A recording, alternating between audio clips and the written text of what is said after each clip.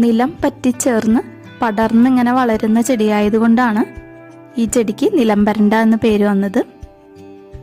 Desmodium ട്രൈഫ്ലോറം എന്നാണ് ഇതിൻ്റെ scientific name.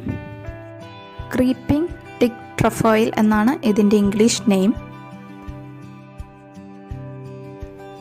നമ്മുടെ തൊടികളിലും ഗ്രൗണ്ടുകളിലും പാടവരമ്പത്തൊക്കെയാണ് ഇത് കൂടുതലായി കണ്ടുവരുന്നത്.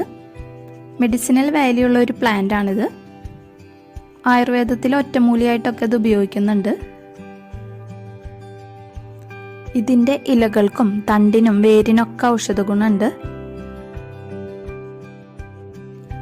ലിവർ സിറോസിസ് ഉള്ളവർ ഇത് സമൂലം ഇടിച്ച് പിഴിഞ്ഞ് കഞ്ഞി വെച്ച് കുടിച്ചാൽ അസുഖം മാറിക്കിട്ടുമെന്നാണ് പറയുന്നത്.